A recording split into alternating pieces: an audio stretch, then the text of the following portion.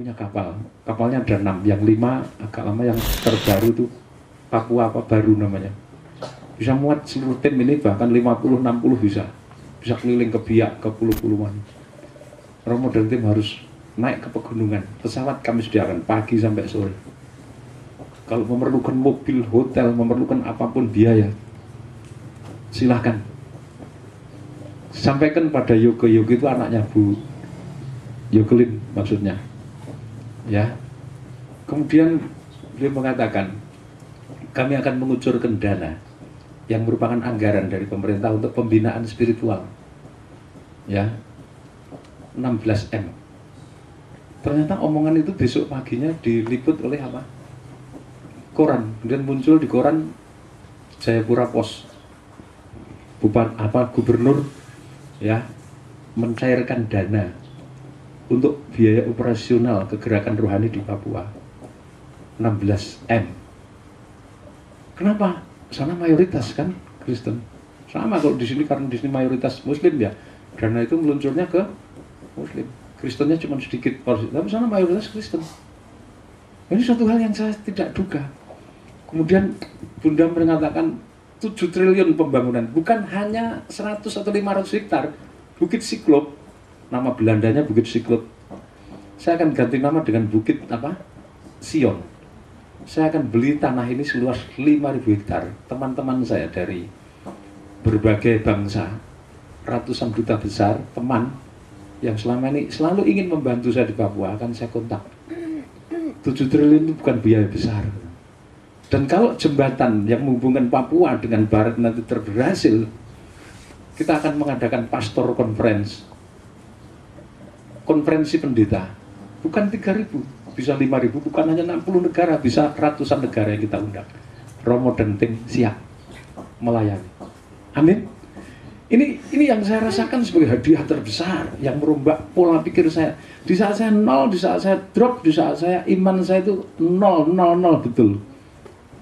Tuhan itu memberi, berarti bukan karena usaha saya, bukan karena kuat gagah saya, bukan karena pengorbanan saya, bukan karena hebat makrifat saya, bukan karena iman saya 1.000.000%, ya, bukan karena kasih saya sempurna, tidak.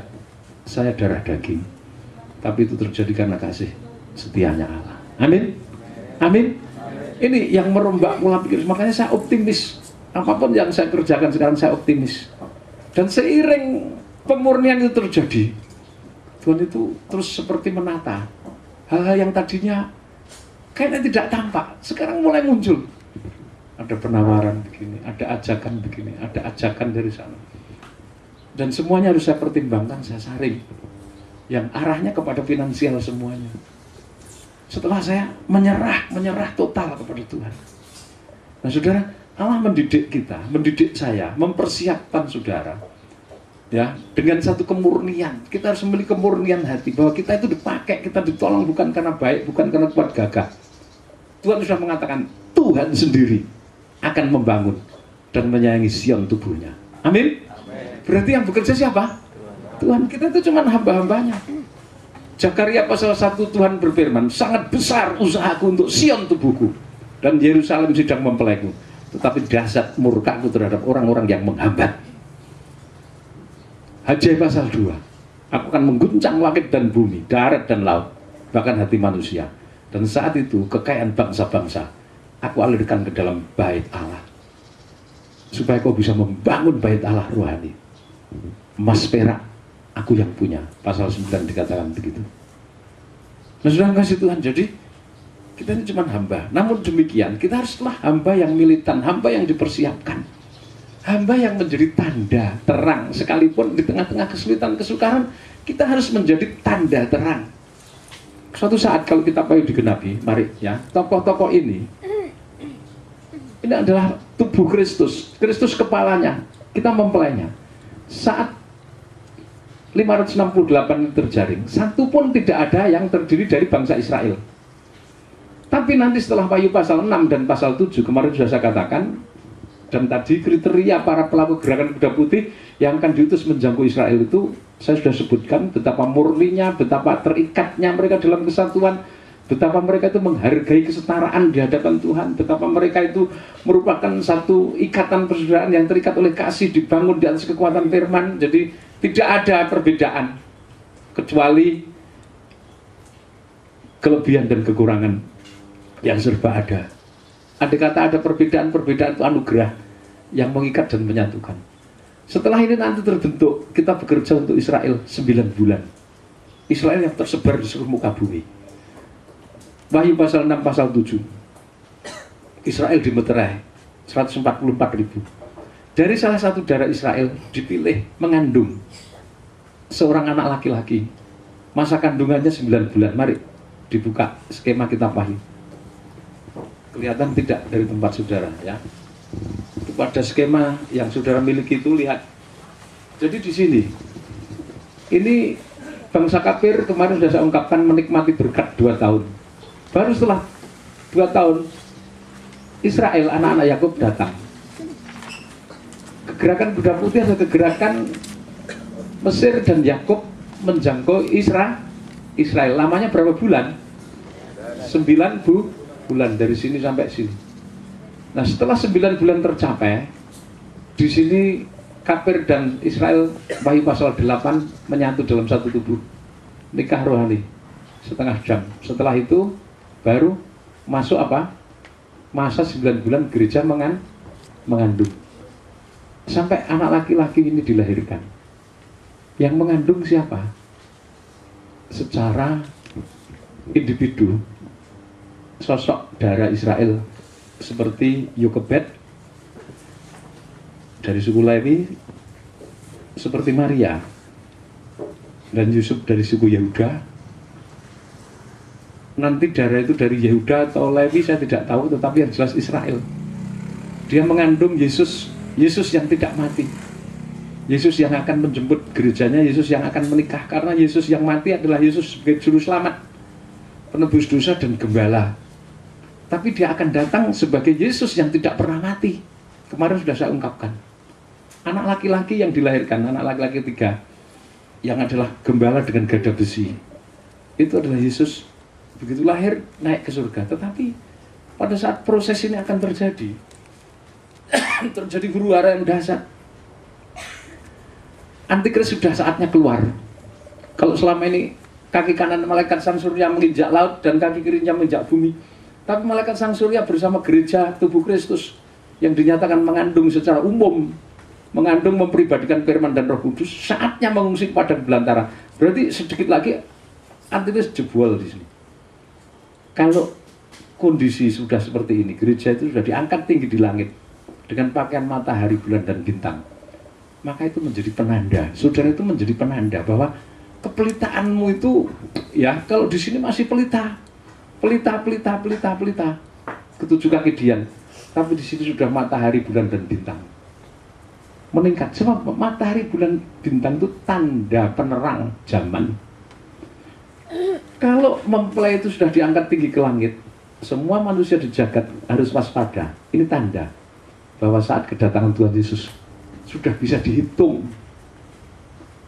Di sini kapan kita berangkat, tanggal berapa, hari apa, jam berapa, 3,5 tahun kemudian Tuhan datang, kita sudah bisa menghitung.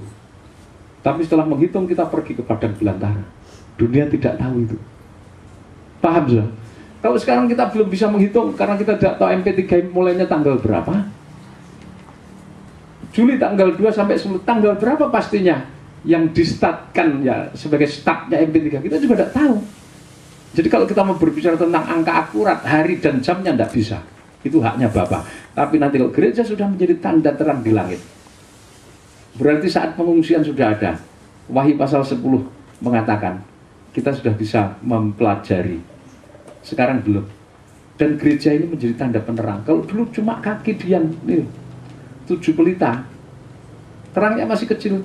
Tapi lewat proses 7 percikan darah, 2 tahun penyucian, lewat proses kerja keras menjangkau Israel, bau-membau bersatu, lewat proses pergumulan doa, puasa, sembah, ya, 9 bulan, maka gereja semakin tinggi menjadi terang yang dahsyat. Berpakaian matahari, bulan dan bintang. Coba dibaca Wahyu pasal 12. Jadi kemuliaan saudara sebagai pelayan, kemuliaan saudara sebagai tokoh, ketua hierarki, itu dahsyat sekali. Ya, oleh sebab itu keteladanan hidup, keteladanan dalam pelayanan, keteladanan dalam perilaku, itu harus saudara tunjukkan. Dibaca Wahyu pasal 12 ayat 1 sampai 6. Ya. Mari dibacakan. Wahyu pasal 12 ayat 1 sampai 6. Silakan Pak Billy bisa membaca. Ya. Maka tampaklah suatu tanda besar di langit. Tampaklah, perhatikan, tampaklah suatu tanda besar di langit. Terus Seorang perempuan berselimutan matahari. nah, perhatikan Wahyu 12 ayat 1 itu.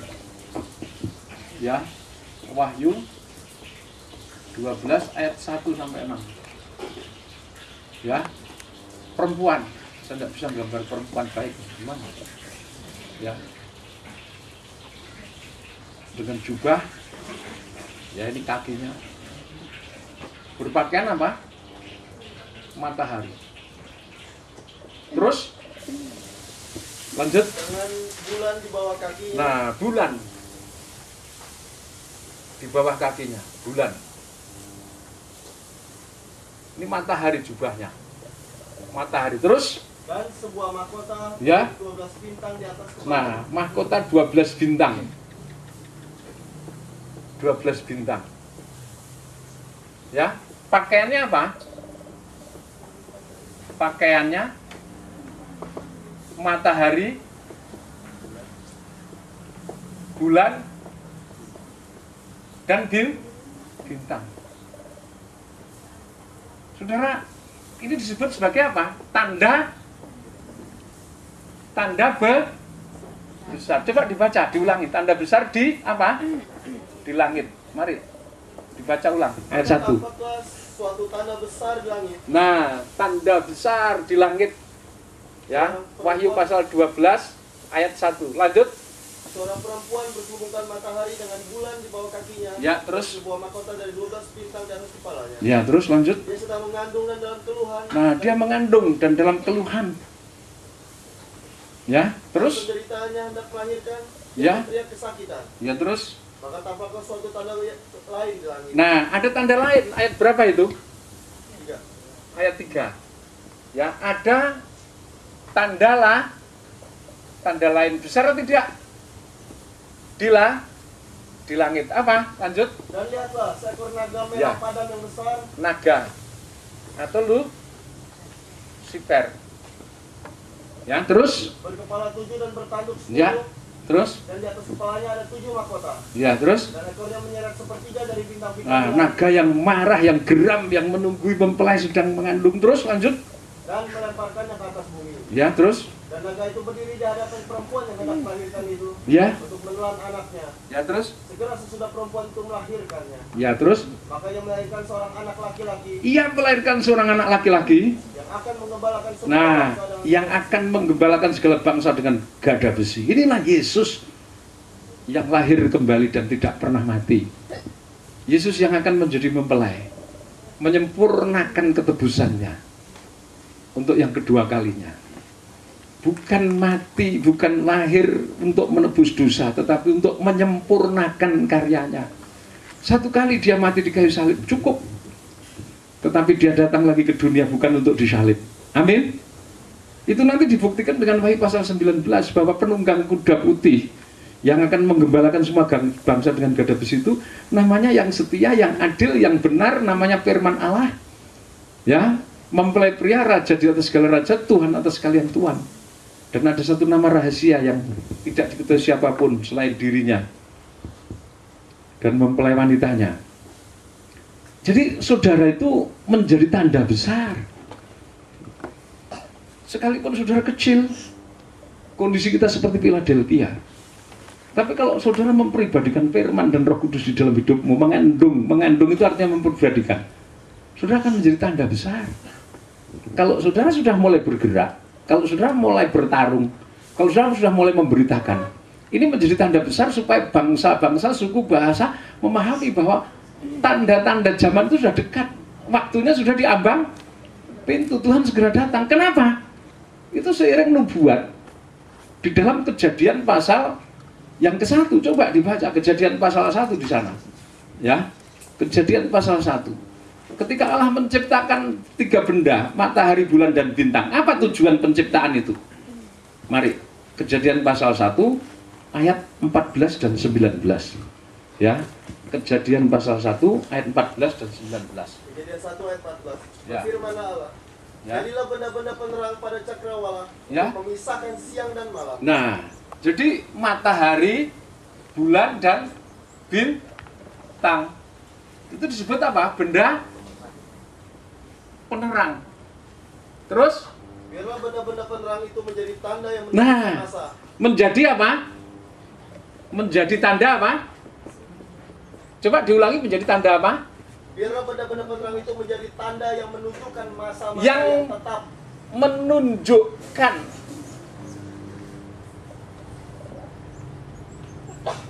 tentang apa, masa, penentu masa, penentu masa. Terus?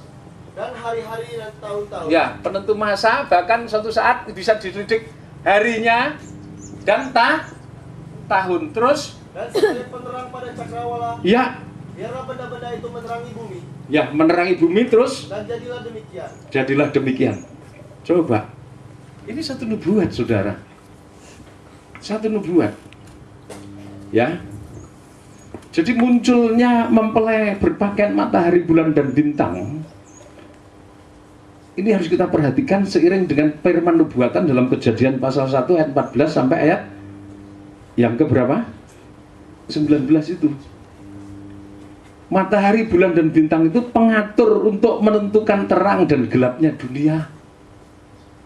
Selama matahari, bulan, dan bintang itu tegak memancar di langit, dunia ini gelap, terang.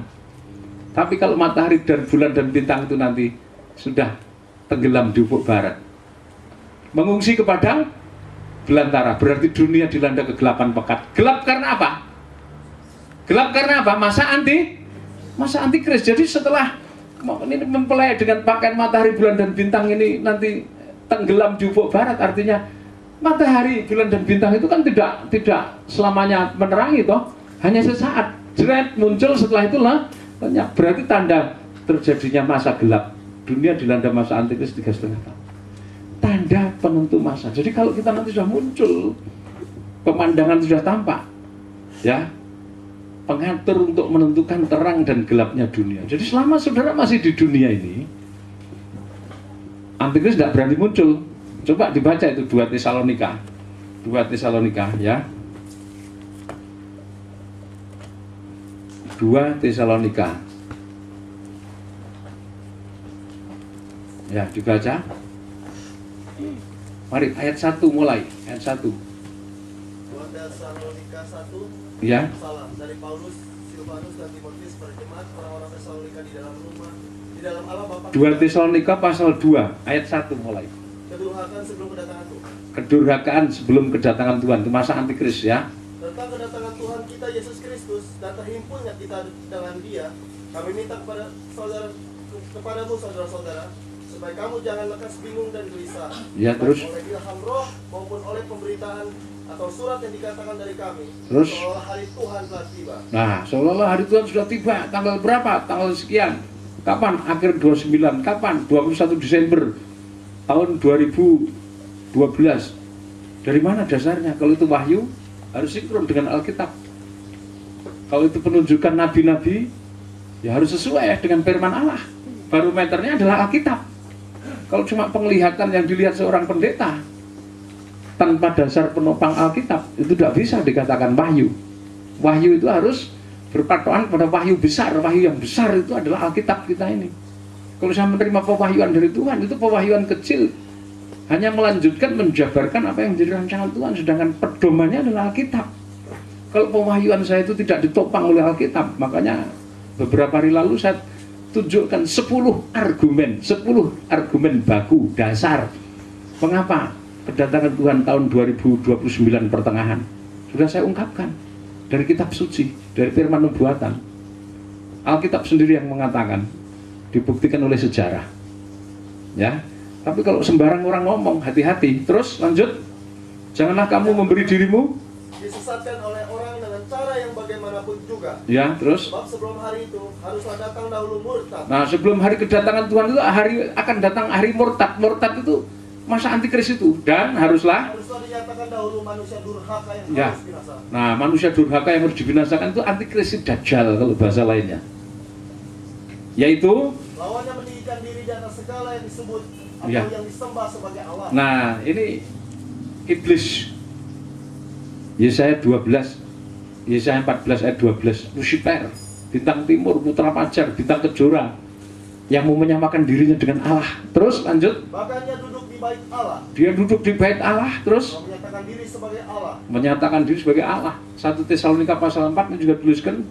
Daniel pasal 9 ayat 27, Daniel pasal 7 ayat 25, Daniel pasal 12 ayat 1, kemarin sudah banyak ayat-ayat ya. Terus tidakkah kamu ingat bahwa ya. hal itu telah kerap kali kukatakan kepadamu ya. ketika aku masih bersama-sama dengan kamu? Ya, terus dan sekarang kamu tahu apa yang menahan dia? Apa yang menahan dia sampai dia tidak berani muncul? Terus sehingga ia baru akan menyatakan diri pada waktu yang telah ditentukan baginya. Nah, siapa yang menahan? Wahyu pasal 13 ayat 1 sampai 10. Laut itu munculnya anti. Wahyu pasal 13 ayat 11 dan selanjutnya, nabi palsu itu munculnya dari bumi. Malaikat sang surya bersama 7 guru itu kaki kanannya menginjak laut, kaki kirinya menginjak bumi.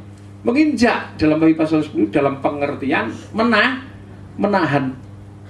Jadi karena terang ini masih ada, gelap tidak akan muncul. Siapa terang itu? Terang itu siapa? Sang terang itu, yang disebut terang ya adalah Tuhan Yesus sebagai kepala gereja. Dia terang dunia. Bersama siapa? Tubuhnya. Ya, atau hierarki. Mulai malaikat sang surya sampai hierarki kedua, itu tubuhnya. Ini terang ya. Inilah yang disebut matahari, bulan, dan bintang. Ya. Penentu masa. Kalau ini masih ada, antikris tidak berani maju. Masih ada yang menahankan. Ya, antikris tidak akan berani berkutik. Sekalipun dahsyatnya kayak apa. Ya, apa kira-kira saya mengenal antikris itu siapa dan nanti muncul dari mana? Jelas saya sudah tahu. Kalau saya belum tahu, saya tidak berani menggambarkan. Karena untuk itu saya dididik oleh Tuhan, diajar oleh Tuhan, dilatih oleh Tuhan, meneliti, menyelidik, melakukan satu penelitian, ya, observasi untuk melihat strategi musuh supaya nanti bisa saya ajarkan pada saudara, dan supaya saudara cakap, terampil menghadapi musuh, berperang, menggunakan segala hikmat makrifat, dilayani, dibantu, didukung mutlak para malaikat yang memang dicipta untuk melayani orang-orang suci yang akan diselamatkan. Amin. Malaikat yang dicipta untuk kita, supaya kita bisa memuliakan Tuhan. Nah, saudara, selama ini masih ada, mereka tidak akan muncul. Mari lanjut dibaca. Karena secara rahasia kedurhakaan telah mulai bekerja. Nah, secara rahasia kedurhakaan itu telah mulai bekerja, tetapi sekarang masih ada yang menahan. Ya, masih ada yang menahan. Kalau yang menahannya itu telah disingkirkan. Nah, coba baca dulu. Kok dikatakan rahasia kedurhakaan itu sudah mulai bekerja? Baca 1 Yohanes pasal 2. Mari, 1 Yohanes pasal 2 dulu. Baca 1 Yohanes pasal 2 ayat 18. Tadi ayat berapa itu rahasia kedurhakaan itu sudah mulai bertindak? Ayat 7. Nah, lihat ini. Bandingkan ini, ya. 1 Yohanes pasal 2. Ya. Tadi 2 Tesalonika 2 ayat 7. Ya toh? Rahasia ya kedurhakaan ya sudah mulai bekerja, tapi masih ada yang menahan, tidak berani terang-terangan dia, ya toh, masih ada yang menahan. Nah, yang menahan ini siapa? Jawabnya adalah 1 Yohanes pasal 2, yang menahan adalah malaikat sang surya dan siapa? Ya, yang menahan adalah hierarki. Apa betul tertahan mereka? Betul. 1 Yohanes pasal 2 ayat 18, coba dibaca. 1 Yohanes 2 ayat 18, Antikristus. Ya. Anak-anakku, waktu ini adalah waktu yang terakhir. Ini waktu yang terakhir. Dan seperti yang telah kamu dengar, Ya, seorang terus? Antikristus akan datang. Ya, terus? Sekarang ia telah bangkit banyak Antikristus. Nah, jadi sekarang ya, bangkit apa roh? Roh antikristus. Terus? Itulah tandanya. Ya. Bahwa waktu ini benar-benar adalah waktu yang terakhir. Nah, ini waktu-waktu yang terakhir. Terus? Memang mereka berasal dari antara kita. Mereka itu berasal dari kita. Orang kita ikut pengajaran, ikut penataran, mengecap nikmatnya hikmat makrifat, merasakan rahasia-rahasia zaman, melihat penglihatan-penglihatan. Wah, melihat visi ini, melihat visi ini, ikut berlatih di dalam roh sana sini. Suatu saat jebret, dia kehilangan iman. Dia menghujat. Hikmat makrifat dihujat. Mereka itu dari antara kita. Bukan orang luar. Kalau orang luar bukan antikris. Coba dibaca, mari lanjutkan. Tetapi Ya. mereka tidak bersungguh-sungguh termasuk. Nah, mereka itu tidak bersungguh-sungguh. Terus? Sebab jika mereka sungguh-sungguh termasuk pada kita, Ya. saya mereka tetap bersama-sama. Nah, jadi roh-roh antikrisnya adalah Kristen yang tidak apa? Tidak sungguh akhirnya menikam. Kalau mereka bersungguh-sungguh, mereka itu setia. Mereka sudah terkontaminasi, terracuni oleh roh-rohnya antikris. Kasihan nasib mereka. Kalau mereka itu sungguh-sungguh di antara kita, mereka tetap setia. Tapi mereka memang tidak sungguh-sungguh. Jadi menghadapi tantangan sedikit, menghadapi guncangan sedikit, menghadapi proses sedikit, menghujat, kecewa. Karena mereka mengandalkan perbuatan, usaha. Saya sudah begini, saya kurang apa? Saya kurang pengorbanan apa? Nah, akhirnya kesandung sama Yesus, kesandung sama firman, kesandung sama Roh Kudus, kesandung sama gembalanya, kesandung sama Musa, sama dengan nyandung Tuhan yang mengutus Musa. Mereka itu roh-roh antikris. Jadi antikris itu bukan orang luar, antikris itu orang apa? Kristen yang karena tidak sungguh-sungguh murtad, menghujat. Lanjut dibaca 2 Tesalonika pasal 2 ayat 7 tadi diulangi. 2 Tesalonika pasal 2 ayat 7. Mari. 2 Tesalonika 2 ayat 7. Ya. Karena secara rahasia kedurhakaan telah mulai bekerja. Nah, ini tadi 1 Yohanes pasal 2 ayat 18 mulai bekerja roh-rohnya itu, tetapi sekarang masih ada yang menahan. Sekarang masih ada yang menahan. Kalau yang menahannya itu telah disingkirkan, pada waktu itulah si pendurhaka baru akan menyatakan dirinya. Nah, yang menahankan disingkirkan itu disingkirkan kemana? Ini kan matahari, bulan, dan bintang, dua tanda besar itu kan tidak selamanya. Kalau sekarang terbit dari timur ke barat itu berapa jam? 12 jam. Sesaat setelah itu gelap. Dunia gelap. Zaman kegelapan. Zaman yang disebut zaman durhaka, zaman antikris 3,5 tahun. Jadi munculnya saudara dan rombongan dalam pelayanan-pelayanan yang terang, itu menandakan bahwa masa gelap itu sudah dekat. Apalagi nanti klimaksnya peperangan itu terjadi setelah Israel terjangkau.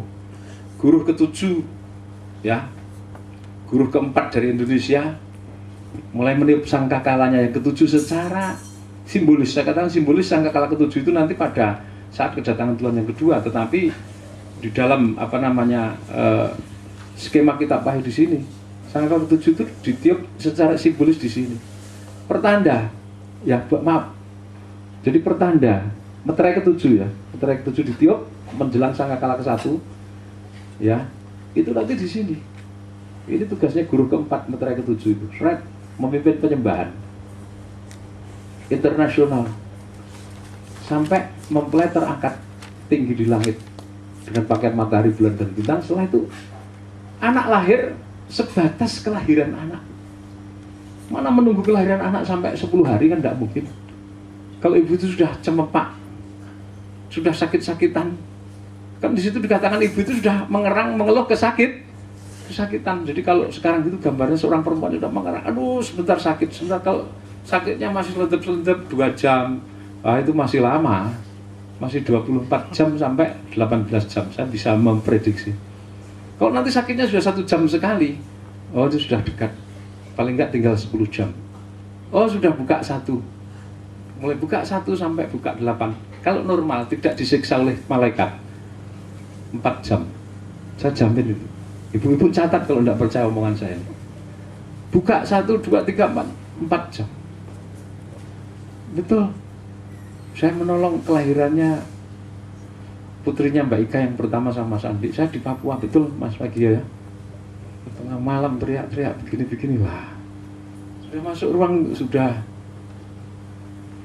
kemarin baru buka 1, sakit sekali, nangis. Ya sudah, itu risikonya orang mau melahirkan. Gimana papi, aku nggak kuat ini. Ya sudah, papi lihat situ. Lihat, buka 1, teriak-teriak, saya tempeleng, kamu itu enggak punya iman. Wah, terus akhirnya langsung buka 4, enggak sampai 1,5 jam, dari 4, 8 langsung lahir mudah sekali. Begitu saya pulang ke Papua, langsung tak SMS bapaknya sama ibunya, selamat atas kelahiran putrimu yang pertama. Loh, kaget. Wah, papi kok sudah tahu dulu, gundulmu. Saya menunggu di situ, papi tahu dulu gitu. Langsung saya SMS, saya beritahu, selamat atas kelahiran putrimu yang pertama. Ketawa ngakak bapaknya, ketawa sambil menangis. Jadi Mas Andi itu ketawa sambil menangis. Saya bilang, jadi kalau normal sebatas perempuan melahirkan itu cuma berapa jam. Iblis mengejar, perempuan itu sudah terbang ke tempatnya di padang belantara. Sementara anaknya dibawa naik ke surga, ke tahta. Udah, dunia gelap. Makanya matahari, bulan, dan bintang itu tanda untuk menentukan masa. Masa apa? Masa antikris. Itulah. Saudara itu nantinya karena sudah menaklukkan diri dengan kepala menyatu dengan saudara. Perangai, identitas, sifat ilahimu itu sifatnya Kristus. Ini harus kita kejar.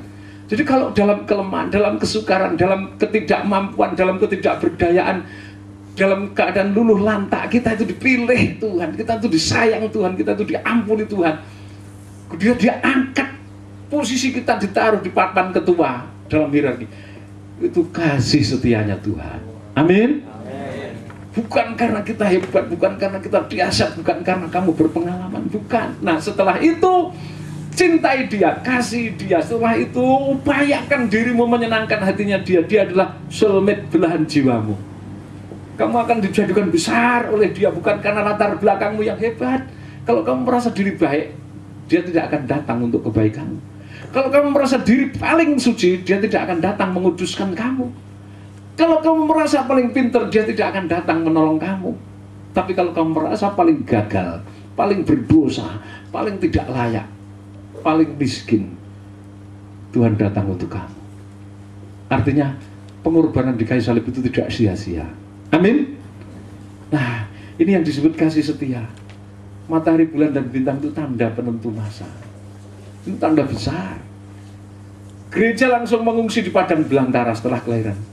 Gereja yang di padang belantara itu gereja bangsa Israel atau bangsa kafir? Saya tanya. Yang mengungsi di padang belantara itu gereja bangsa kafir saja atau Israel juga? Israel kafir yang sudah menyatu. Makanya di padang belantara pun sekalipun sudah menyatu dengan Israel dan kafir, jumlahnya tetap 140. Israel sendiri 144.000. Wahyu pasal 7. Tapi ketika mereka menyatu Israel dan kafir, yang namanya tetap 144.000. Berarti 144.000 ini bukan angka nominal, angka digit yang memastikan bahwa jumlah organ tubuh 140. Tapi 144.000 itu bicara soal apa? Salib. 144.000 ini bicara tentang apa? Angka salib. Paskah. Kenapa? Bagi ini 360 hari, ya. Ini anggap 140.000 hari dibagi 360 hari, ya. Nanti kedapatan berapa? Ya, 400 tahun. Ya, Israel diperbudak di Mesir. Hari ke 144.000 penyembelihan apa? Penyembelihan Paskah. Dan mereka apa? Bebas. Malam itu juga tidak ada penundaan. Kitab Keluaran pasal 12-13 mengatakan tidak ada penundaan. Malam ini juga. Sama Wahyu pasal 10. Tidak ada penundaan. Malam ini juga. Malaikat Sang Surya, ya, dan ketujuh gurunya di dalam Wahyu pasal 10 menyatakan demikian. Jadi itu menunjuk jumlah orang-orang yang menjadi mempelai, sulung, masuk hierarki ranking 1, ranking 2. Jadi di padang belantara ini itu jumlah hierarki sudah terpenuhi. Ranking 1, ranking 2. Loh, kapan terpenuhinya? Ya, ranking 2 itu terpenuhi saat panen raya. 7 tahun. Materi itu kan dituai. Kemudian ditampi di sini. Wahyu pasal 5, bangsa kafir genap. Baik hierarki 1 maupun 2. Lengkap sudah. Setelah itu bekerja untuk Israel, ditambah 144.000 Israel, menyatu di sini, mengandung, melahirkan anak sebagai tanda penerang, penentu masa. Setelah gereja mengungsi padang belantara, di sini dunia dilanda puncak kejahatan. Puncak kejahatan 3,5 tahun. Manusia durhaka muncul. Ya. Daniel pasal 9 ayat 27 mengatakan itu. Daniel pasal 7 ayat 25. Di sini masa antikris. Nah, saudara kasih Tuhan, jadi luar biasa. Kalau sudah bisa memahami bahwa saudara itu dijadikan tanda penerang, betapa beratnya tanggung jawab yang Tuhan pikulkan di pundak kita. Sebab apa? Kita bergumul, kita berperang, peperangan kita itu melawan iblis yang amoknya nanti semakin dahsyat. Coba saja lihat 2 Tesalonika itu, dibaca dilanjutkan tadi di Tesalonika tadi, ya. Tuhan Yesus Kristus akan membunuhnya dengan nafas mulutnya. Nah, setelah 3,5 tahun, Tuhan Yesus akan membunuhnya dengan nafas mulutnya, jikalau dan akan memunahkannya. Ya, terus Kalau ia datang kembali. Kalau ia datang kembali. Artinya 3,5 tahun kemudian, terus Kedatangannya si pendurhaka itu adalah pekerjaan iblis. itu pekerjaan iblis dan akan disertai rupa-rupa perbuatan ajaib. Ya, terus tanda dan mujizat-mujizat. Nah, terus Dengan rupa-rupa tipu daya jahat terhadap Ya. orang-orang yang harus binasa. Ya, terus Mereka tidak menerima dan mengasihi kebenaran Ya. yang dapat menyelamatkan mereka. Nah, jadi ini Wahyu pasal 13 mulai digenapi sampai pasal 19 di sini. Masa antikris itu 3,5 tahun. Wahyu pasal 13 sampai Wahyu pasal 19. Kiprahnya antikris disudahi di Wahyu 19. Wahyu 13 setelah yang menginjak laut dan darat itu disingkirkan mengungsi ke padang belantara, baru nanti Wahyu pasal 13 ini muncul merajalela. Wahyu 12 tanda penerang itu pergi, ya, melahirkan anaknya, dibawa ke surga, dia mengungsi padang belantara, jagat ini ditampi betul. Seperti tadi, ayat berapa itu? Kedatangannya itu disertai rupa-rupa keajaiban, mujizat-mujizat yang, wah, coba baca Wahyu pasal 13 itu. Ayat 1 mulai. Wahyu 13. Ini masa antikris, ya. Jadi saudara harus tahu persis ini. Masa antikris. Jadi dalam peta kan begini. Ya. Ini 3,5 tahun pra aniaya. Ini 3,5 tahun masa antikris. Ini Tuhan Yesus yang kedua. Ya. Kedua. Ini gereja apa? Mengungsi. Nah, di sini. Ini digenapi nanti Wahyu pasal 13 sampai Wahyu pasal 19. Lamanya berapa? 3,5 tahun. Nah, ini ada dua sisi. Di sini, atas ini, gereja tubuh Kristus di mana? Di padang belantara. Di satu pihak, di sini ada masa gereja apa? Ya, yang tertinggal. Dunia dengan apa? Antikrisnya. Ada sundal Babil yang tertinggal. Nanti dihancurkan di situ. Ini kedatangan Tuhan, ini kerajaan 1000 tahun damai. Nah, lihat, begitu yang menahankan itu disingkirkan, langsung antikris itu action. Baca Wahyu pasal 13, mari ganti. Wahyu 13 diganti, dibaca yang lainnya. Pak, siapa namanya? Suradi, tolong dibaca. Pak Suradi. Ya, Wahyu 13, mari. Ayat 1 sampai 10. Yang keras. Binatang yang keluar dari dalam laut.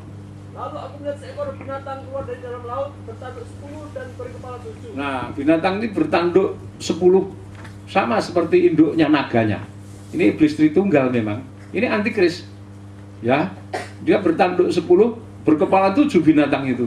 Namanya the beast kalau dalam bahasa Inggris itu. Ya, terus lanjut. Dan berkepala 7. Di atas tanduk-tanduknya terdapat 10 mahkota dan pada kepalanya tertulis nama-nama hujat. Nah, kepalanya itu ditato. Ditato. Dengan nama apa? Hujat. Jadi tato itu merupakan budayanya siapa? Budayanya siapa? Antikris. Ya. Ini saya beritahu kan waktu dulu saudara mentato tubuh saudara kan saudara belum tahu. Kalau tato itu ditulis nama hujat di kepala itu loh, masa tulisannya mau diapakan? Tulisannya ditaruh di mana? Bukan saja di kepala tapi juga di tangan nanti. Nama hujat. Kalau orang membuat tato kan tidak mungkin tato itu gambar yang bagus. Kecuali kalau pengikut Rusi-Rusian dicap sini mawar salib. Ya toh? Tapi itu juga merusak tubuh sebagai rumah Allah, tidak layak, tidak tepat. Ya. Tapi rata-rata tato itu kan gambar ular naga. Ya toh? Udah gambar apa? Cewek telanjang. Ya toh? Gambar apa lagi? Pokoknya yang serba blasphemy. Blasphemy itu apa? Menghina, pelecehan, sesuatu yang ditutup, sesuatu yang tabu dibukakan di situ. Lanjut baca saja. Ya. Binatang yang kulihat itu serupa dengan macan tutul. Nah, ini perpaduan kebuasan antikris. Macan tutul ini garang, ganas, tapi licik sekali. Face to face berhadapan tidak berani. Maka ketika malaikat sang surya 7 guru masih ada, antikris tidak berani macam-macam. Tidak berani. Diikat, diinjak betul kepalanya. Liciknya kayak macan tutul. Saya sudah menghadapi macan tutul ini di hutan berkali-kali sendiri. Ya, malam siang karena saya berbulan-bulan zaman masih muda, saya suka di hutan, masih binatangnya masih banyak, nggak seperti sekarang berkurangnya banyak. Nanti kalau saya mencari udang untuk masak bakmi rebus gitu ya, pakai lampu senter, kan di udang di sungai di muara itu kelihatan matanya merah, pukul cetok pakai pisau gitu, diambil. Udah sampai 15 macan tutul itu mengendap-endap, mau nerekam dari belakang, mancing di pinggir laut, cari kerang. Dia dari atas mengendap-endap, mengawasi. Tahu-tahu kepleset baju, nanti saya kejar, dia lari. Tapi saya balik lagi, dia mengendap-endap dari belakang. Nggak berani, face to face. Ini antikris ini. Selain macan tutul, apalagi? Kakinya? Seperti beruang. Nah, beruang. Kenapa beruang? Beruang itu simbol kebuasan, kebengisan juga. Apalagi kalau istilahnya beruang kehilangan apa? Anak. Kuat dalam amarah. Kuat di dalam nafsu, kuat nafsu bunuhannya beruang itu. Ya, saya sering membaca dulu sebelum saya mengenal Tuhan, sering membaca Old Shatterhand, ceritanya Old Shatterhand. Wah, saya senang sekali cerita-cerita itu, petualangannya, perkelahiannya dengan grisili binatang beruang abu-abu itu. Jadi beruang itu keganasan, kebuasan yang luar biasa, kuat nafsu bunuhannya. Terus lanjut. Dan mulutnya seperti mulut singa. Nah, mulutnya seperti mulut singa, mengaum, menggetarkan setiap orang. Penghujat, mulut iblis namanya. Terus, dan naga itu memberikan kepadanya kekuatan. Ya, terus Dan tatanya dan juga kekuasaannya yang besar. Diberi tata, diberi kuasa, diberi kekuatan sama naga. Naga itu siapa? Lucifer. Jadi perpaduan kekuatan naga, ya, kebiasaannya sebagai raja singa, kebuasannya di dalam nafsu bunuhannya seperti beruang, kesombongan dan kelicikannya seperti siapa? Macan tutul. Itu antikris. Terus lanjut. Maka tampaklah kepadaku satu dari kepala-kepalanya seperti kena luka yang membahayakan hidupnya. Terus? Tetapi luka yang membahayakan hidupnya itu sembuh. Ya terus? Seluruh dunia heran lalu mengikut binatang itu. Nah, saya tanya, kenapa kok baru muncul sudah menyandang luka, cacat kepalanya, retak? Kenapa? Dilempar dari surga. Hah? Ingat Wahyu 12, begitu anak laki-laki naik ke surga, duduk di tahta Allah, Lucifer dibuanting ke bumi. Betul tidak? Campakkan ke bumi, wah celaka bumi. Karena iblis turun atasmu dengan geramnya yang dahsyat. Mengingat waktunya sudah dekat. Waktu dibanting itu retak, gegar otak. Bayangkan iblis tidak gegar otak saja sudah gak karuan, iblis gegar otak, iblis edan. Itulah iblis akhir zaman nanti. Tapi sembuh, saudara. Nah, lanjut ya, terus. Dan mereka menyembah naga itu. Ya. Karena ia memberikan kekuasaan kepada binatang itu. Terus. Dan mereka menyembah binatang itu sambil berkata, siapakah yang sama seperti binatang ini dan siapakah yang dapat berperang melawan dia? Semua dunia langsung. Orang-orang yang ibadahnya suka menyembah patung, suka patungnya Yesus, patungnya Petrus, patungnya Bunda Maria, ya, menyembah patungnya siapa, Dewa Mesem, patungnya Betoro apapun, tanpa tedeng-eleng-eleng langsung terpukau terhadap antikris ini. Wah, dahsyat katanya. Bisa menurunkan api dari langit, langsung baca, mari. Dan kepada binatang itu diberikan mulut yang penuh kesombongan. Nah, mulut penuh kesombongan dan hujat. Terus? Kepadanya diberikan juga kuasa untuk melakukan 42 bulan lamanya. Lamanya berapa kesombongan dan hujatnya bertahan? 3,5 tahun. 1260 hari menurut kalender apa? Alkitab. Lanjut, baca ayat 6. Lalu ia membuka mulutnya untuk menghujat Allah. Menghujat Allah. Terus? Menghujat namanya. Siapa nama Allah? Tuhan Yesus Kristus. Nama Allah Tuhan Yesus Kristus sekarang ini dilecehkan, dihujat. Banyak orang Kristen yang menghujat. Nama Tuhan Yesus dalam Alkitab terus diganti semuanya. Ya, dilecehkan, diganti. Ganti pakai nama ini, pakai Yosua, Adonia, wah macam-macam. Saya menghargai penelitian mereka di dalam meneliti bahasa. Kalau begitu ganti saja semua Alkitab di dalam bahasa Greka atau bahasa Ibrani. Kita sama-sama orang teologi ya. Iya kan? Jangan namanya Yesus diganti begini, menyesatkan orang, membuat orang jadi susah, membuat orang panik. Saatnya kita rukun, saatnya kita bersatu, kita cuma bergontok-gontokan, saling menyerang gara-gara nama Yesus yang diganti, Alkitabnya diganti, cetaknya diganti. Alkitab itu disusun oleh konsili gereja beribu tahun yang lalu, disusun oleh orang-orang suci, oleh orang-orang kudus, oleh hamba-hamba Allah yang suci. Dari perkamen-perkamen yang ditemukan di Laut Mati disusun membentuk Alkitab ini yang sinkron dengan nubuatan, jumlahnya 66. Sekarang mau diganti. Ada yang menghendaki Esther dibuang, ada yang menghendaki Dong Agung Porno dibuang, ada yang menghendaki nama Tuhan Yesus harus diganti dengan Yosua, Adonia, dengan ini Allah harus diganti Yahweh, semuanya. Nama Allah itu dihujat sekarang, dijadikan mainan. Saudara hati-hati. Amin. Amin. Saudara sudah mendengar kabar belum? Pengajaran seperti itu marak sekali, ha? Oh, luar biasa. Disponsori oleh iblis. Saya katakan disponsori oleh iblis karena iblis itu memang hujat nama Allah. Nama Allah itu dipakai mainan. Saya tidak menuduh satu organisasi, tidak. Siapapun dia yang main-main dengan nama Yesus, itu iblis. Siapapun dia yang main-main dengan Yesus, jangankan main-main nama Yesus, mengucap nama Yesus sembarangan saja. Jangan menyebut nama Allah dengan sembarangan. Sudah, kalau Alkitab diterjemahkan bahasa Indonesia, ya semua nama yang di situ harus pakai bahasa Indonesia. Kalau kita menyebut nama Yahweh, itu bahasa apa? Itu huruf apa? Ya pakailah semuanya pakai bahasa itu. Nanti apa bedanya dengan agama saudara kita yang lainnya? Kalau sudah menggunakan Yosua, Amasia, Yahweh, Adonia dan lain-lain itu bahasa Greka, ya buat ini semuanya Alkitab bahasa Greka, pelajari, khotbahlah dengan bahasa Greka. Ya, jangan main-main. Kalau Alkitab dicetak dalam bahasa Jawa, ya ditulis namanya Tuhan Yesus itu dalam bahasa Jawa, Gusti Yesus Kristus. Gusti itu artinya Tuhan. Jangan Alkitab dicetak dalam bahasa Jawa, di situ ditulis Ya toh, sembahlah Yosua Amasya ini loh. Itu bahasa Jawa. Kalau Alkitab itu dicetak dalam bahasa Mandarin, ya dia tidak bisa menyebut Gusti Yesus begitu. Orang Cina menyebut dengan apa? Ucapan Allah itu apa? Tian, dia toh, Tian Yesus. Udah bisa dia suruh Yosua Amasya Adonia. Nah, saudara, ini akhir zaman. Kenapa kok ribut soal gitu, geger, gontok-gontokan, pecah-pecahan?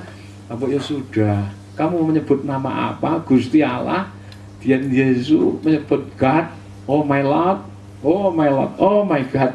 Silahkan, oh Jesus, oh silahkan. Yang penting fokus perhatianmu tertuju pada Dia yang mati di kayu salib. Amin. Amin. Jangan neko-neko. Lah kita suruh merubah seluruh jagat, suruh manut gagasannya satu orang, ini tidak menghargai perbedaan ini. Ya kalau Alkitab ditulis dalam bahasa Arab, kalau Alkitab ditulis bahasa Arab bagaimana? Mau nyebut Yosua Amasya itu bahasa Greka. Bahasa Arab ya bahasa Arab. Allah ya penyebutan kita harus Allah Maha Besar, Akbar. Amin. Itu sanjung terhadap Allah. Nggak bisa di sana. Duh, Gusti Allah mau ageng gitu. Nggak ada. Lidahnya orang Arab nggak bisa begitu. Nggak bisa. Apalagi lidahnya orang Cina. Orang Belanda nggak bisa lidahnya. Duh Gusti ingkang moho mirah. Nggak bisa. Duh Gusti ingkang moho miyah. Nanti Mia yang lari. Aneh. Ini antikris itu memang membuat virus perpecahan seperti itu pada akhir zaman. Lanjut dibaca ya. Bukan saja menghujat namanya Allah, terus ayat yang ke-6 tadi. Dan kemah kediamannya dan Menghujat dan atas langsung kemah kediamannya. Ya, dia membuka mulutnya untuk menghujat Allah, menghujat namanya. dan kemah kediamannya. Kediamannya itu siapa? Saya tanya, yang dihujat kemah kediamannya itu bicara apa? Tabernakel itu siapa? Tubuh Kristus, bait suci rohani. Itu dihujat pembangunan tubuh Kristus ini. Ya, tubuh Kristus. Ya toh, jemaat gombal, gedung tidak punya. Tapi memang Yesus itu tidak punya gedung, saudara. Yesus itu tidak lahir di istana, Yesus tidak lahir di gedung yang mewah yang besar. Tapi tubuh Kristus itu lahir di kandang. Ya, lahir di istana besar itu namanya siapa? Herodes. Fir'aun. Musa pun tidak lahir di istananya Fir'aun, lahir di rumput, di bejana, bedongan rumput, dikentirkan di sungai. Nah, sudah lanjut baca, lanjut ya. Lalu lanjut. Dan semua mereka yang diam di surga, dan ia memperkenankan untuk berperang melawan orang-orang kudus dan untuk mengalahkan mereka. Dan Kepadanya diberikan kuasa untuk setiap suku dan umat dan bahasa dan bangsa. nah, jadi orang-orang kudus yang mana yang dikalahkan? Tertinggal pada masa antikris, nanti sampai dipenggal-penggal, lehernya dipancung, mati. Ketika dipancung seperti Stefanus, Yesus tolonglah aku, yes. Selamat dia. Karena salib sudah tidak diperuntukkan mereka. Selama masa panjang sabar Allah, misbah kurban bakaran yang identik dengan bukit Zuljuta di mana Yesus mati disalib, diinjak-injak, dilecehkan. Begitu gereja ke padang belantara, misbah kurban bakaran, salib itu diperuntukkan bagi kesempurnaan gerejanya di sana. Bumi di dalam masa antikris tidak ada salib. Jadi mereka harus menyalibkan dagingnya sendiri, disayat-sayat sampai nanti darahnya habis, getah kuning keluar, pancung. Wahyu pasal 20 dikatakan, semua orang yang dipancung kepalanya pada zaman antikris bangkit. Jadi Alkitab menuliskan, terus lanjut dibaca. Dan Ia diperkenankan untuk berperang melawan orang-orang kudus. Ayat 8. Dan semua orang yang diam di atas bumi akan menyembahnya. ya, Setiap orang yang namanya tidak tertulis sejak dunia dijadikan di dalam kitab kehidupan dari anak domba. ya terus, Telah disembelih. ya terus, Barang siapa bertelinga hendaklah ia mendengar. ya, Barang siapa dengan untuk ditawan, ia akan ditawan. ya, Barang siapa dengan untuk dibunuh dengan pedang, ia harus dibunuh dengan pedang. terus. Yang penting di sini ialah ketabahan dan iman orang-orang kudus. Jadi kalau masuk masa antikris cuma diperlukan ketaatan, ketabahan, kesetiaan. Mati, ya mati syahid, selamat. Kalau tidak, kompromi, terima tanda 66. Lah ayat 11 itu nabi palsunya. Ya, coba dibaca ayat 11. Ayat 11 ganti yang baca. Ganti. Mari dibaca ayat 11. Siapa yang bisa? Pak Tanto, mari. Dan aku melihat seekor binatang lain keluar dari dalam bumi. Ya. Dan bertanduk dua sama seperti anak domba. Nah, nabi palsu itu seperti domba, tetapi Dan ia berbicara seperti seekor naga. omongannya kayak iblis. Hamba Tuhan kelihatannya kayak domba, tapi omongannya omongan setan. Pedesnya kayak pedes sambal setan. Itu nabi palsu yang muncul dari apa, Bu? Bumi yang diinjak tadi loh. Yang satu muncul dari bumi diinjak ini. Ini masih belum sekarang belum. Nanti kalau kita sudah pergi, penerang masa itu sudah tenggelam, masuk ke padang belantara pengungsian, baru dia berani. Sekarang tidak berani, karena ada saudara. Ada 7 guru, ada malaikat sang surya, ada 70 penatua, ada tubuh Kristus.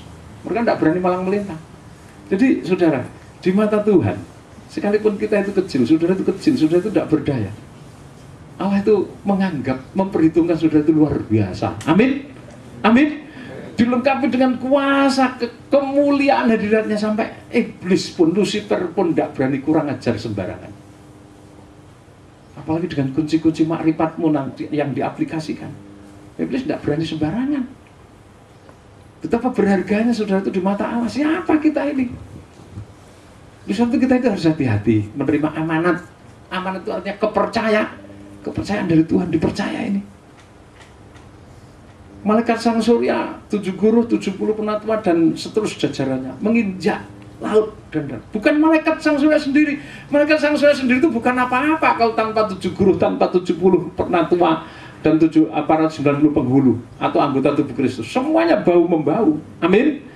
Memijak bersama-sama. Apa artinya kedua kaki ini kalau badannya tidak ikut menyertai memijak? Di mana titik berat kaki kalau tubuh tidak mau? Jadi kalau kaki itu menginjak, berarti seluruh tubuh ikut menopang gerakan menginjak tadi. Sampai kepala pun memerintahkan. Lanjut dibaca, ya, dibaca. Dan seluruh kuasa binatang yang pertama itu dijalankannya di depan matanya. Nah, jadi Lucifer memberi mandat antikris tadi, ayat 1 sampai 10. Antikris menjadi penyalur, memberi mandat kepada nabi palsu. Ini namanya iblis Tritunggal. Jangan dikatakan Trinitas, nanti podo karo Tuhan Yesus. 3 tapi 1 oknum, satu siapa? Satu motor penggerak. Karena ini 3 oknum. Nabi palsu itu nanti salah satu rasul, salah satu murid, salah satu rasul yang jatuh. Seperti Yudas Iskariot, itu nanti menjadi nabi palsu. Jadi nabi palsu ini seorang Kristen, hamba Tuhan kaliber. Tapi karena menolak korban Kristus, menolak proses salib, dia lebih suka menjual tubuh Kristus, maka dia gugur seperti Yudas Iskariot. Nanti jadi nabi palsu. Sedangkan antikris itu nanti merupakan tokoh biasa, super jenius, tapi juga Kristen. Latar belakangnya Kristen, lahirnya dari ke tengah-tengah Kristen, tapi orang yang tidak setia, ya, dia terjebak segala rangsangan kenikmatan daging, rasa dan harta, diubah sedemikian oleh iblis menjadi alat kekejamannya. Lanjut dibaca, mari, ya. Dia menyebabkan seluruh bumi, Ya. dan semua penghuninya menyembah binatang pertama. Menyembah binatang pertama itu siapa? Naga. Terus? Yang luka parahnya telah sembuh. Nah, naga mendelegasikan tugas kepada antikris. Antikris datang ke bumi, satanifani, jelek. Dengan 10 tanduk dan 7 kepala, tapi salah satu kepalanya luka. Patungnya antikris dibuat, disembah. Yang membuat siapa? Nabi palsu ini. Lanjut dibaca. Dan ia mengadakan tanda-tanda yang dahsyat. Ya. Bahkan ia menurunkan api dari langit ke bumi di depan mata semua orang. Ya, terus? Ia menyesatkan mereka yang diam di bumi dengan tanda-tanda yang telah diberikan kepadanya untuk dilakukannya di depan mata binatang itu. Ya, terus? Dan ia menyuruh mereka yang diam di bumi supaya mereka mendirikan patung untuk menghormati binatang yang luka oleh pedang. Nah, binatang yang luka oleh terbang itu antikris. Patungnya dibuat. Karena orang Kristen, gereja kompromi, gereja Sundal Babil suka kepada patung-patung itu. Terus lanjut. Namun yang tetap hidup itu Ya. Dan kepadanya diberikan kuasa untuk memberikan nyawa kepada patung binatang. Nah, nabi palsu itu bahkan diberi kuasa menghidupkan patung itu. Terus? Sehingga patung binatang itu berbicara juga. Ya. Dan bertindak begitu rupa. Ya. Sehingga semua orang yang tidak menyembah patung binatang itu. Semua orang yang tidak menyembah patung binatang itu terdeteksi oleh patung ini. Ini patung macam apa, saudara? Patung yang tercipta karena teknologi, ya, informatika, IT, komputer yang super canggih, super berperasaan, super dahsyat, super bengis, mampu mendeteksi semua orang, ya, yang data-datanya sudah masuk, data debis, datanya debis, pusat komputer di Amerika yang terbesar sekarang belum terekspos, ya. Saya pernah mengacak-acak itu dalam satu peperangan rohani yang dahsyat. Pusat komputer itu menampung semua data-data manusia di jagat ini, ya, untuk suatu saat manakala mereka memerlukan, seperti kasus ini nanti, tidak ada satupun yang bisa lari dari tatapan. Semua akan terdeteksi dengan teknologi informasi yang tinggi, dengan netbookmu, dengan handphonemu, ya, dengan Facebookmu, dengan segala hal, identitas diri, bahkan CV, ya, yang masuk ke internetmu. Kamu ekspos kemana-mana lewat Facebook setiap hari kegerakanmu. Aku di sini, aku sedang ini, aku ini, terus termonitor. Itu nanti menggejala, mengakumulasi ke sana. Jadi saya mengingatkan hati-hati. Segala sesuatu baik dipakai dengan batasan-batasan tertentu. Ada aturannya. Kalau kita terlalu tergila-gila dan tenggelam di situ, nanti ada saatnya itu akan mencelakakan, menjadi bumerang. Binatang yang super canggih ini dicipta, bukan ciptaan Allah, tapi dicipta oleh manusia, diberi napas kehidupan nyawa. Lanjut dibaca, ya. Dan ia menyebabkan sehingga kepada semua orang kecil atau besar, kaya atau miskin, ya, merdeka atau hamba, diberi tanda pada tangan kanannya, ya, terus atau pada dahinya, terus, dan tidak seorang pun yang dapat membeli atau menjual, ya, selain daripada mereka yang memakai tanda itu, ya, terus, itu nama binatang itu atau bilangan namanya. ya, terus. Yang penting di sini ialah hikmat. Yang penting di sini, nah perhatikan, untuk mengatasi masalah ini, yang penting adalah apa? Hikmat. Terus lanjut. Barang siapa yang bijaksana, Ya. baiklah ia menghitung bilangan binatang itu. Ya, terus. Karena bilangan itu adalah bilangan seorang manusia. Bilangan seorang manusia. Terus. Dan bilangannya ialah 666. 666, saudara. 666. Itu angka seorang manusia. Antikris. Untuk mengatasi itu diperlukan hikmat. Lah saat itu gimana kondisi kita? Ini nanti menggambarkan kondisi gereja yang tertinggal di sini loh, pada masa antikris ini. Betul-betul diinjak-injak. Kalau mereka tidak kompromi, tidak mau terima tanda 66, tidak makan.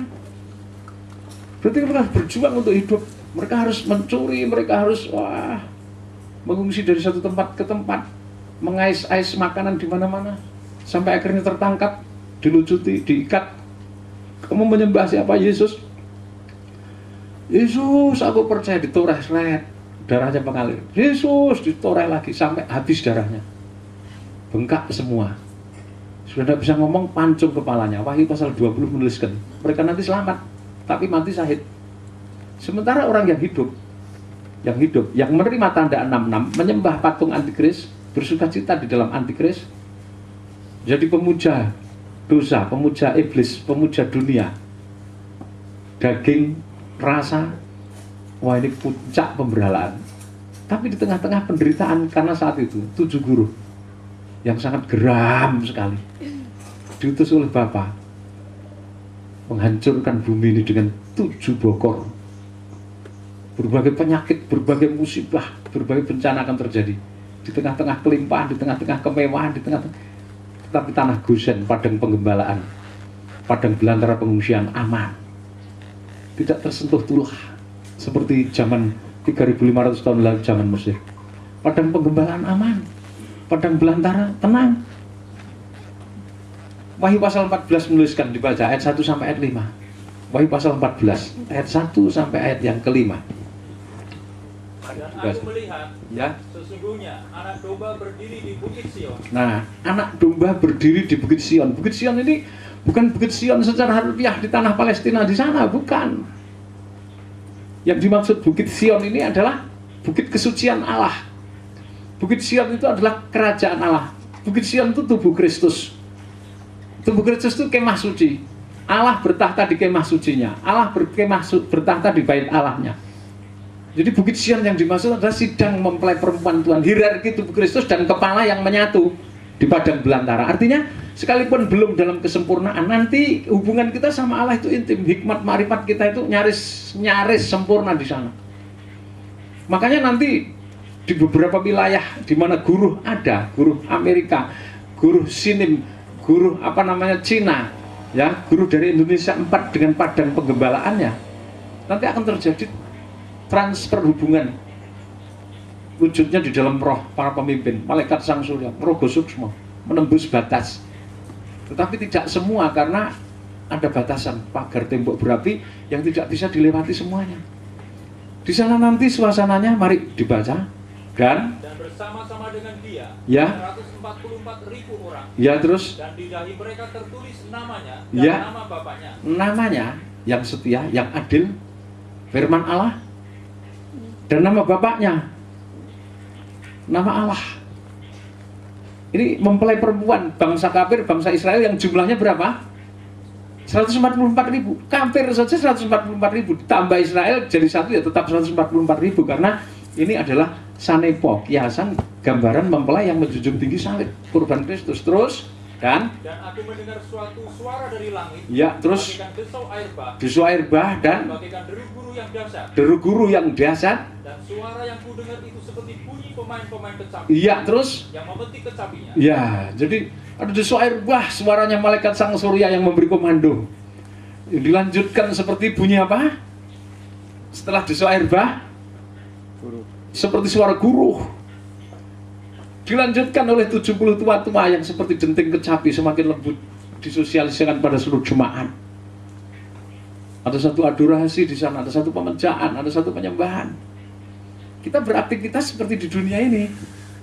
Kita tidak belanja, karena kalau belanja harus pakai angka 66, dan kita keluar meninggalkan apa? Komunitas pengungsian. Kalau ditriangulasi 2 puasa masih bisa belanja ke Banyuwangi.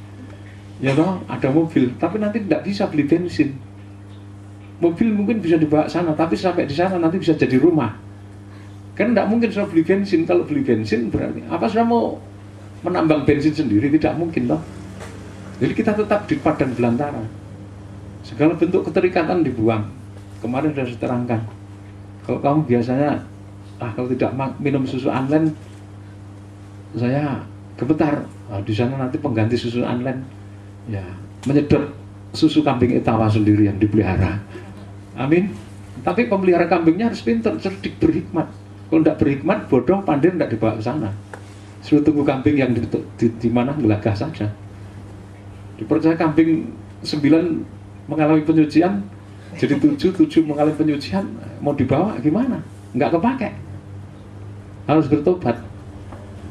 Ya toh, dipercaya apapun tidak bisa, di sana harus berkembang. Bercocok tanam, harus bayangkan, bercocok tanam untuk makan jutaan orang satu wilayah. Kalau yang makan misalkan 3 juta orang, berapa ton sayur yang harus dihasilkan per harinya?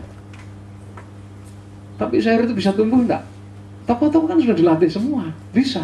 Dari mana bibit? Membuat sendiri bibit. Pertama mungkin membawa, tapi selanjutnya membuat sendiri semuanya. Bisa tidak? Bisa. Allah sanggup menumbuhkan, Allah sanggup menyiram. Dari mana datangnya ikan? Kalau jutaan orang, berapa sapi yang harus dipotong? Nanti Tuhan akan mengatur ikan-ikan dari danau, dari telaga, ikan-ikan dari sungai-sungai, ikan-ikan dari laut. Dengan hikmat makrifatmu, sudah tidak usah pakai perahu, pukat, dan lain-lain. Ikan itu bisa terdampar sendiri. Amin. Pernah merasakan pengalaman itu? Coba angkat tangan. Siapa yang pernah mengalami itu? Di mana ikan-ikan itu terdampar. Itu murid angkatan ke-1 dan ke-2 kalau tidak salah. Ya, ayo kita makan ikan hari ini. Wah, ikan terdampar mulai kakap, ikan Indosiar, ya, ikan tompel, ikan wah macam-macam. Saking sibuknya mencari berebut sama macan, macan pun berlarian mengambil ikan kalau malam. Karena terdampar hampir sepanjang hari. Itu bukan kebetulan, kita memang latihan hikmat marifat. Pohon itu dipukul supaya kering, panggil burung walet. Sampai masyarakat sana kan sangat menghargai kita. Waktu itu Agustus itu terik-teriknya kemarau saat itu. Kopi-kopi itu nyaris kering. Pimpinan kebun itu ya susah karena sprinklernya tidak mampu, air yang disedot tidak bisa. Kemudian datang seorang manajer pemasarannya namanya Pak Imam. Pak, kalau kita mau datang sama Romo Paulus kebetulan berkemah, bisa minta tolong untuk diturunkan hujan. Wah, ngomong kosong. Orang radio saja mengatakan nanti sampai Oktober belum akan turun hujan, nih kok turunkan hujan tuh? Betul, bisa, beliau bisa, bersama rombongannya beliau ada, mumpung ada kesaksian Pak. Dulu tempat kami itu tidak ada waletnya. Saya minta sama Romo supaya rumah saya itu dipakai walet. Sekarang dipakai. Rumahnya Pak Martin dulu tidak ada waletnya. Beliau minta apa saja yang Romo Paulus perlukan, kayu, bambu, piring, dan semua dipinjam. Sekarang rumahnya penuh walet. Lah sekarang ngomong walet itu akhirnya rumahnya ditutup. Karena waletnya kan hasilnya apa? Miliaran, bisa ratusan juta sekali panen. Tutup menjadi milik perkebunan karena itu memang rumah perkebunan sampai sekarang itu. Dia dibikinkan rumah baru. Karena dia cerita itu. Waletnya itu banyak sekali. Saya bilang, jangan saya mencari walet di gua-gua. Siapkan saja kamar di rumahmu, nanti saya isi walet. Saya bilang. Masuk itu walet itu. Nah akhirnya betul. Bertaruh ini bos sama anak buahnya. Kalau memang Romo Paulus dan rombongannya bisa menurunkan hujan nih, kopi ini segera kembali. Kamu minta apa? Tak kasih nanti. Wah, saya cuma anak buah, tidak minta apa-apa. Kita biston saja bersyukur. Nanti kalau Romo kesini kita sambut. Nah selama itu kan mereka anti sama kita. Wah sekarang kalau kita datang ke sana disambut. Ya, sehari 2 kali dikirim lauk, dimasakkan ikan ayam kampung kesukaan kita, dikirim buah-buah. Pemimpin itu. Kita lama enggak datang ke sana, berkali-kali telepon, Romo kapan? Dia punya hotel di Jember, namanya hotel apa itu? Dekat belakangnya GNI itu. Ya? Safari. Silahkan Romo kalau menginap di sini-sini, tapi saya tidak pernah memanfaatkan hal itu. Saya di Jember yang nginap di hotel lainnya, saya tidak mau. Ya, itu jadi baik karena apa? Hujan, saudara. Hujan, wah sampai diukur sekian mili. Mereka senang sekali. Jadi di Padang Belantara nanti tokoh-tokoh itu akan mengaplikasikan hikmat marifatnya untuk menjamu, menjamin, membiayai, memimpin, melayani, menggembalakan, membiayai, menjamu. Bukan membiayai, kalau sekarang membiayai cucul duit. Serta nanti tidak cucul duit, cuma ucap kata yang mengikat dan melepas. Ikan akan datang, tanaman tumbuh lebat. Wah saya itu kalau makan tidak pakai pete tidak bisa. Oh nanti tumbuh pete di sana. Amin. Ya toh? Ada pete nanti di sana. Wah saya kepengen buah. Oh banyak. Dondong hutan banyak. Pisang hutan banyak. Matoa. Hutan di Papua itu isinya pohon apa? Matoa. Pohonnya wah besar-besar. Kayunya luar biasa. Buahnya ya cukup banyak, namanya hutan. Jadi serba ada. Nanti Allah itu memelihara kita. Oleh sebab itu kita itu belajar puasa, menyangkali diri, belajar tidak terikat apapun. Di Padang Belantara itu dicukupi nanti. Mari dibaca lanjut ya. Mereka menyanyikan suatu nyanyian baru di Ya. hadapan tahta dan di depan keempat makhluk. Ya, terus? Tua-tua itu. Terus? Dan tidak seorang pun yang dapat mempelajari nyanyian itu. Tidak ada seorang pun yang bisa mempelajari nyanyian yang dihidungkan oleh mempelai di Padang Belantara. Terus? Selain daripada 144.000 Ya. orang Terus? yang telah ditebus dari bumi itu. Yang telah ditebus dari bumi itu. Terus? Mereka adalah orang-orang yang tidak mencemarkan diri. Mereka orang yang tidak mencemarkan diri Dengan perempuan-perempuan. Perempuan-perempuan yang dimaksud sini perempuan apa? Sundal Babil. Tidak mau kompromi dengan Sundal Babil. Sama-sama gereja, tidak mau kompromi. juga tidak mau mencemarkan makanan minuman dengan Lucifer, tidak mau berjual beli dengan hasilnya Lucifer, tidak mau. Bukan seperti teman saya, seorang profesor doktor dari Petamburan, Jakarta, mengatakan bahwa perempuan-perempuan ini sudah ada sekarang di Israel. Saya ketemu, mereka orang-orang suci sejak lahir, gadis, tidak pernah tercemar. Mereka nanti akan mengungsi di Bukit Petra. Bukit Petra sekarang itu waktu itu tahun berapa Pak Diro? Ya, tahun 90-an ya. 93 kalau tidak salah. Jadi Bukit Petra itu sekarang sudah diisi makanan kaleng lah. 93 sampai sekarang makanan kaleng itu jadi apa? Waktu kita melayani seminar di mahasiswa pasca sarjana di Petamburan 93-an ya, seorang profesor doktor itu, yang pembicara seorang dokter dari Korea, Jung Il-kuk, oh ya, Profesor Dr. Suharyo dari Jakarta, ya, kemudian saya mengatakan itu Bukit Petra itu, tapi ketika ngomong-ngomong dengan saya, beliau lunak, wah, betul ya, kapan kita bisa bincang-bincang lebih lanjut Pak Paulus? Nah saudara, di sini, jadi dikatakan mereka itu ditebus, berarti mereka itu pernah berbuat dosa, mereka itu salah, mereka itu lahir dalam dosa, ditebus, di kandungan orang tuanya sudah ditebus, disucikan, seumur hidupnya hidup karena karya penebusan. Sehingga mereka itu dikatakan suci, tidak bercela, seperti perawan. Terus lanjut dibaca. Karena mereka murni sama seperti perawan. Ya, murni sama perawan. Terus mereka adalah orang-orang yang mengikuti anak domba itu. Ya, terus kemana saja ia pergi. Ya, terus mereka ditebus dari antara manusia. Nah, ditebus itu artinya dulu gelap, pekat, hitam, kelam, gagal. Sekarang disucikan. Menjadi benar, suci, kudus. Putih seputih salju, seputih bulu domba. Yang hitam, yang kelam, hapus. Terus, dan sebagai korban-korban sulung. Ya, mereka adalah persembahan sulung. Jadi bukan saja penyerahannya dari Lewi sampai kepada full timer sampai akhirnya korban sulung. Akhirnya semua ini di sini nanti seluruh jemaat yang masuk mempelai semuanya Lewi, semuanya full timer. Kalau tidak full timer tidak bisa. Makanya ada pentahbisan full timer, ada pentahbisan Lewi. Karena nanti mengarahnya itu ke sana. Ini waktunya sudah dekat. Kalau bukan full timer, tidak akan meninggalkan pekerjaannya mengungsi padang belantara 3,5 tahun. Terikat tuh dia. Maka Tuhan sudah mulai mendidik kita untuk berwirausaha, membangun visi pribadi. Karena apa? Suatu saat kita terus terlepas dari semua tatanan organisasi dunia. Tatanan pemerintah, tatanan hukum duniawi, masuk tatanan surgawi, tatanan padang belantara pengungsian. Di sana kalau orang salah tidak dibawa ke pengadilan. Di padang belantara tidak ada kitab undang-undang hukum apa? Pidana maupun perdata. Kalau salah, mereka akan dihakimi menurut kasih setianya Tuhan. Tidak ada yang dibunuh di sana. Karena semua orang yang masuk padang belantara pengungsian adalah mempelai Tuhan yang dijamin 1.000.000% hidup sampai Tuhan datang. Amin. Jadi mereka tidak gagal. Saudara boleh, aduh saya belum nikah nanti di sana. Ada tidak pernikahan di sana nanti? Ada tidak? Di padang belantara ada pernikahan tidak? Ada. Kita belum hidup dalam tubuh kemuliaan, masih darah daging. Ada kelahiran tidak? Ada, tapi semua itu sudah dicatat sama Tuhan. Oh, bahwa dari sulbinya ini nanti akan lahir segala. Tuhan tuh maha tahu.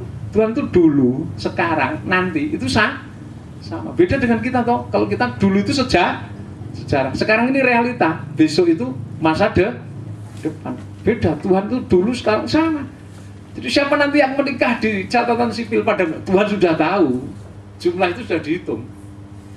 Sekarang saja yang duduk di kursi 70, ya, yang duduk di kursi 490.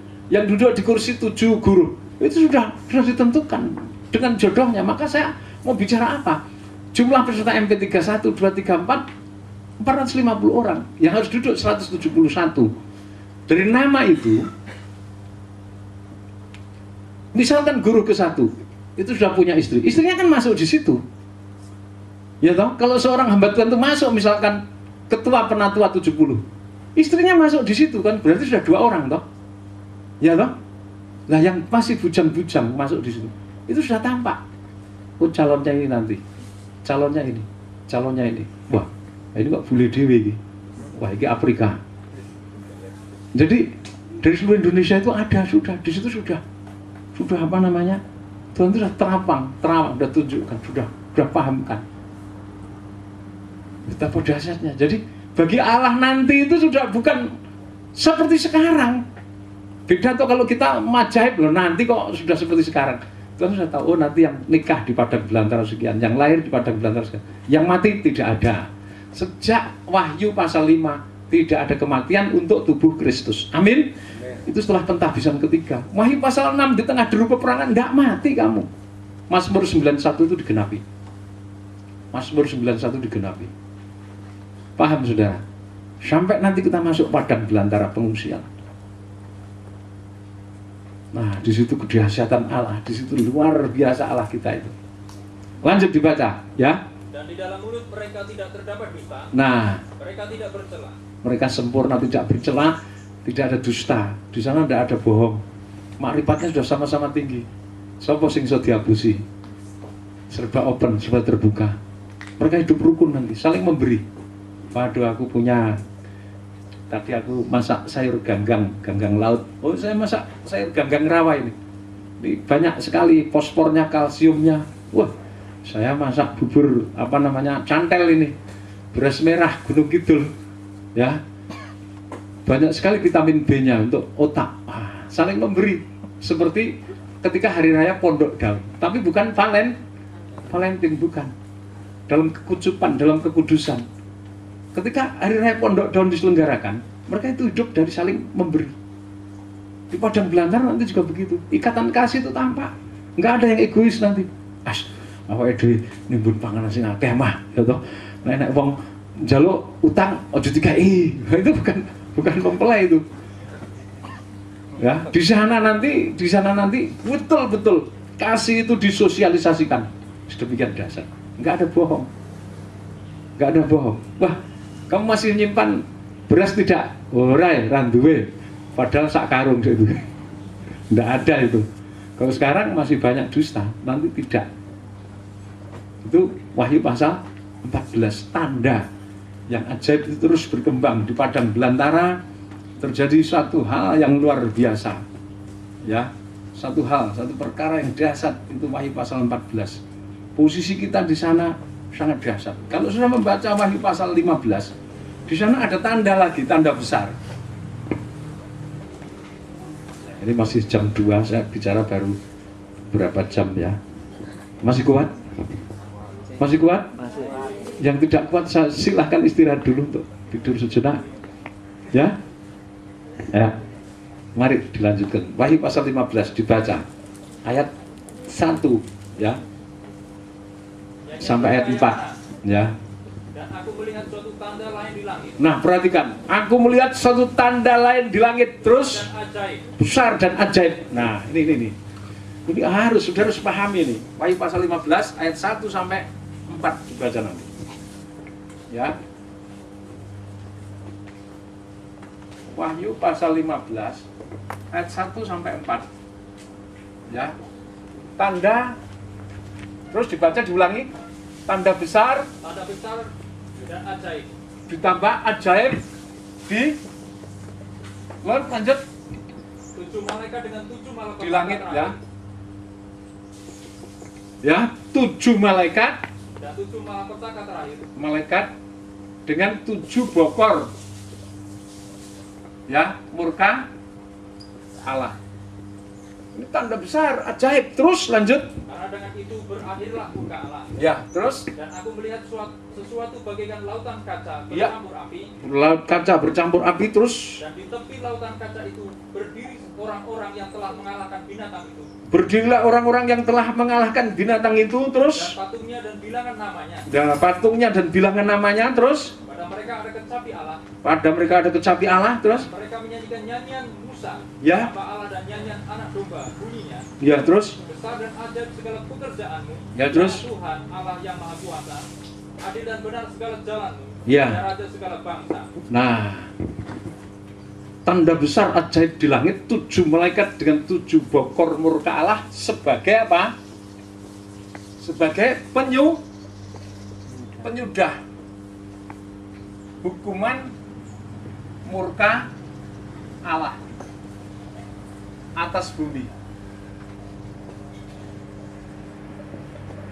Saudara, kalau tadi saya menerangkan kemarin, Wahyu pasal 11 itu adalah kronologi, urut-urutan ceritanya orang yang tertinggal pada masa Antikris. Wahyu pasal 14 dan 15 itu kronologi, urut-urutan ceritanya orang atau sidang mempelai Tuhan yang hidup di padang belantara pengungsian, yang separuh di zaman Antikris, Wahyu 11, ya toh. Bumi yang ditinggalkan mempelai itu kan masa Antikris. Gereja yang mengungsi di padang belantara, ini ceritanya. Mereka itu menjadi tanda besar. Wahyu 12 sudah dikatakan menjadi tanda besar. Wahyu 12 cuma sampai sini saja. Tanda besar di langit. Tetapi ini besar dan ajaib. 7 malaikat dan 7 bokor murka Allah. Kemudian siapa namanya? Gereja mempelai, ya, mempelai di padang belantara, menyanyi seperti tadi Wahyu 14 ayat 1 sampai 5 dengan kecapi di tangan. Mereka memuliakan Allah.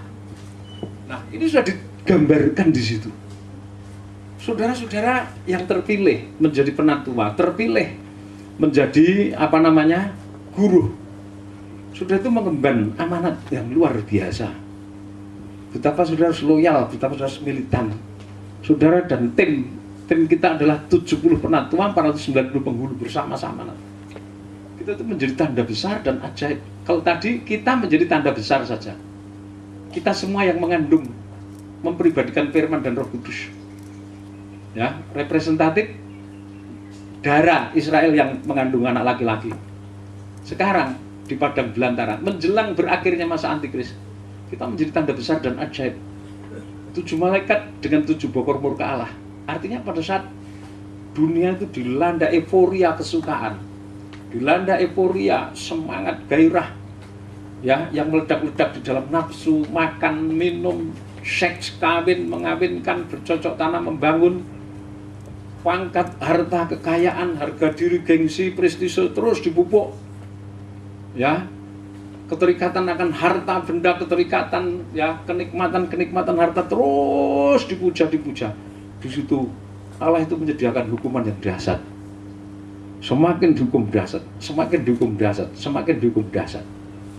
Itu Wahyu pasal 14 dan 15 itu nanti menjadi tanda besar dan ajaib ketika dunia dilanda masa Antikris. Mereka di padang belantara. Ini satu alokasi, ya. Lamanya 3,5 tahun dari sini saat gereja mengungsi Wahyu 13 sampai di sini Wahyu 19. Ini garis tengahnya. Saya ambil di baliknya, ini gereja diungsikan di padang belantara, di sebelahnya sini dunia yang dilanda masa Antikris 3,5 tahun. Kita menjadi tanda besar dan ajaib. Kenapa? Karena setelah itu Allah akan menghukum jagat raya ini, menyudahi karyanya, menyudahi segala rencananya. Siapa yang dipakai? Saudara dan saya, gereja bangsa kafir dan gereja tubuh Kristus. Allah itu dahsyat sekali, ya. Sementara nasib orang yang menolak pembangunan tubuh Kristus ini, mari dibaca ayat 5 sampai ayat yang ke-8, ya. Kemudian daripada itu aku melihat, ya, orang membuka bait suci, terus kemah kesaksian di surga. Nah, bait suci, kemah kesaksian di surga, terus dan ketujuh malaikat dengan ketujuh malapetaka itu, ya, terus keluar dari bait suci. Bait suci itu adalah tubuh Kristus yang kemah kesaksian di surga. Yang saat itu ada di mana? Di padang belantara. Kemah kesaksiannya ada di mana saat masa Antikris? Di padang belantara. Bait sucinya di padang belantara. Saat itu dari kemah suci tadi, dari padang belantara tadi, dari kemah suci keluar, ya. Saudara jangan terjebak. Kemudian pada saat itu aku melihat orang membuka bait suci, kemah kesaksian di surga, bait suci rohani, kemah kesaksian di surga, yang harus ada di tengah-tengahmu supaya aku hadir dan aku tidak muak. Imamat 26, ya toh, ayat 11-12 itu adalah gereja organisme tubuh Kristus yang harus ada. Itulah bait Allah rohani yang Tuhan katakan, rombak bait Allah yang jasmani dan aku akan membangun bait Allah rohani dalam kurbannya dengan kekuatan salibnya 3 hari. Dari kemah suci yang diungsikan di padang belantara itu, kalau nanti kemah suci itu sudah di surga, itu Wahyu 21 ayat 3, ya toh? Tapi ini masih di padang belantara. Muncullah ketujuh malaikat dengan ketujuh malapetaka itu keluar dari bait suci, terus berpakaian lenan yang putih bersih, ya terus, dan berkilau-kilauan, ya terus, dan dadanya berlilitkan ikat pinggang dari emas. ya terus, dan satu dari keempat malaikat itu memberikan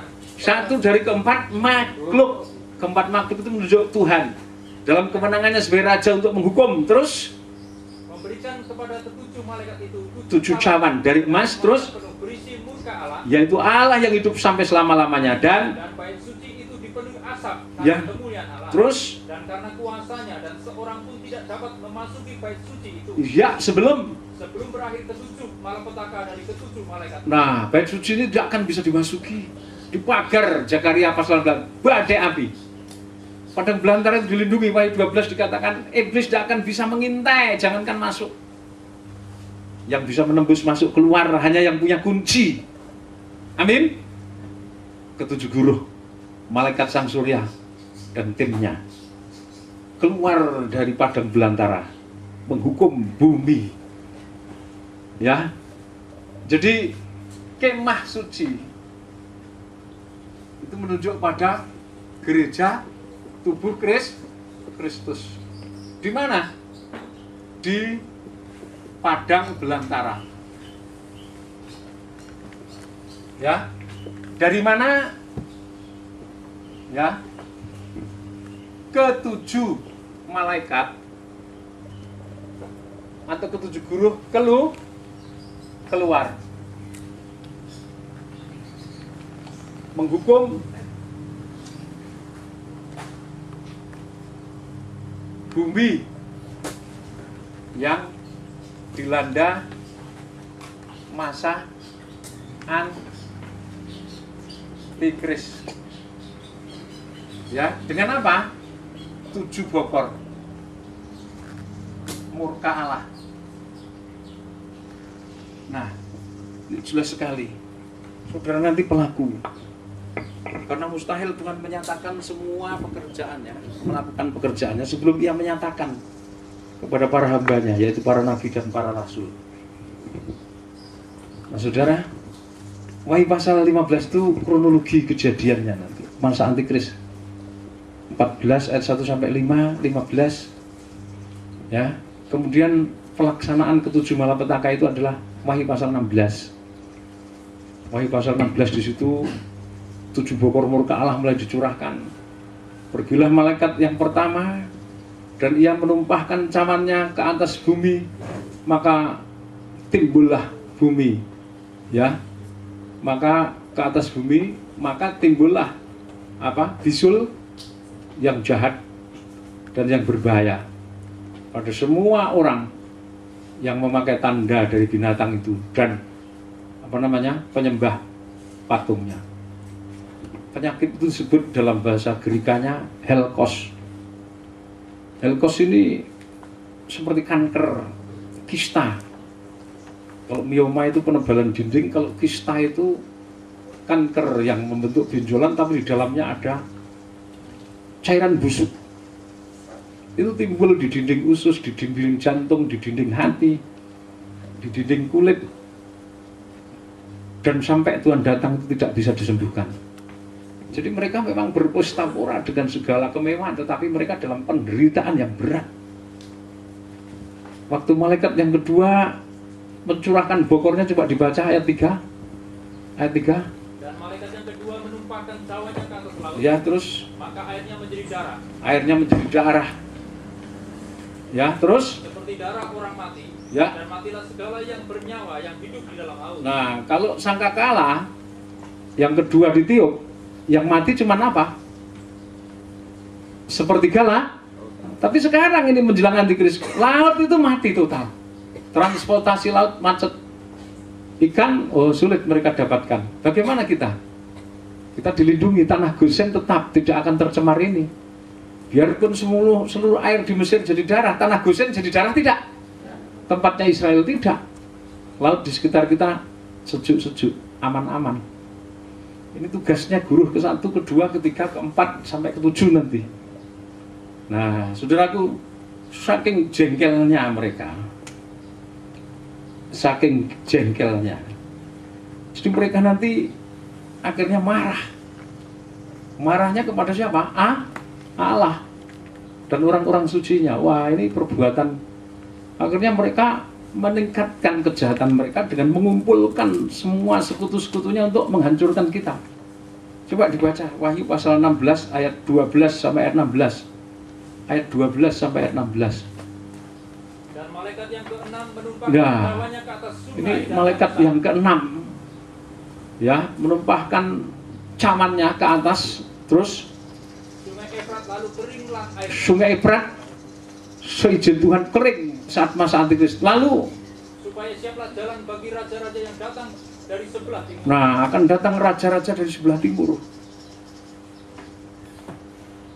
Terbuka jalan terus dan melihat dari mulut naga ya, dan dari mulut binatang dan dari mulut nabi palsu. Nah, naga, tiga roh yang Antikris dan nabi palsu, dari mulutnya keluar apa? Tiga roh najis menyerupai kata. Roh najis ini dalam bahasa apa namanya, Gerikanya itu semacam apa ya? Aduh, saya lupa saya bahasa Gerikanya. Coba nanti tolong diselidiki. Saya lupa. Roh apa ya? Ya, saya lupa nanti kalau saya baca dalam bahasa Gerikanya. Lanjut.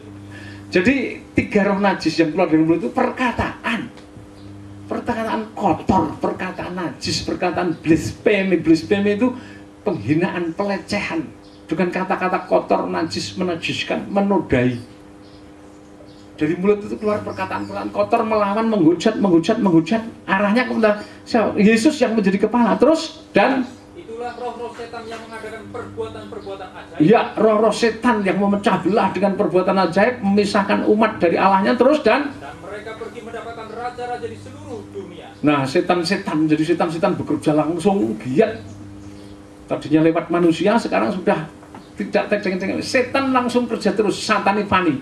Tadi saya katakan, Lucifer itu menjelmakan diri dalam wujud pengusaha super di seluruh dunia yang oleh Allah. Terus lanjut dibaca. Untuk mengumpulkan mereka ya, guna peperangan pada hari besar. Untuk mengumpulkan mereka guna peperangan pada hari besar. Terus Allah yang Maha Kuasa. Ya, melawan Allah yang Maha Kuasa. Setan-setan giat semuanya sih. Ya, ini pra Harmagedon ini. Persiapan Harmagedon. Bokor ke-6 menjelang Bokor ke-7. Ya, terus lanjut.